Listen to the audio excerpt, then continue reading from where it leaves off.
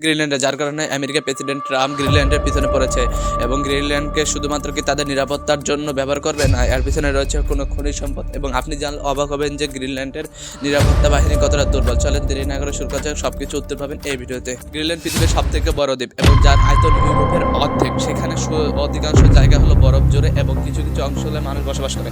56,000 মানুষ এই গ্রিনল্যান্ডে বসবাস করে। আমেরিকার হাতে যদি এই গ্রিনল্যান্ড চলে যায় তাহলে তাদের শিল্প এবং সংস্কৃতিতে উন্নত আসবে। বিশেষজ্ঞরা বলছেন গ্রিনল্যান্ডে এমন কিছু খনিজ সম্পদ রয়েছে যাগুলো অন্য দেশে পাওয়া যায় না এবং বিরল। একটা জরিপ অনুযায়ী গ্রিনল্যান্ডে এমন কিছু ধাতু রয়েছে যেগুলোর মূল্য মিলিয়ন বা বিলিয়ন ডলার এবং যে এমন কিছু ধাতু রয়েছে যেগুলো চীনের বাইরে পাওয়া যায় না, সেটা শুধুমাত্র গ্রিনল্যান্ডে পাওয়া যায়।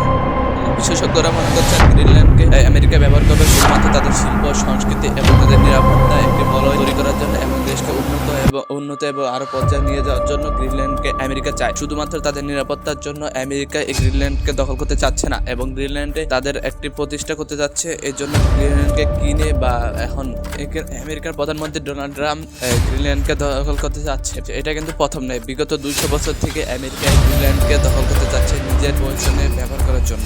গ্রিনল্যান্ডের নিরাপত্তা বাহিনী কারণ যদি আমেরিকা গ্রিনল্যান্ডকে নিজের নিয়ন্ত্রণে বা দখল করতে চায় তাহলে খুব অল্প সময় নিতে পারবে। কারণ হলো গ্রিনল্যান্ডে মাত্র কয়েকশো সৈনিক এবং 4টি হেলিকপ্টার এবং 4টি অয়েল ট্যাঙ্ক এবং 6টি কুকুর দিয়ে টানা গাড়ি রয়েছে এবং এর থেকে বেশি কিছুই নেই। যার কারণে কিছু ঘন্টার ভিতরে আমেরিকা এই গ্রিনল্যান্ডকে নিজের নিয়ন্ত্রণে আনতে পারবে। আপনি কি মনে করেন অবশ্যই কমেন্টে জানান।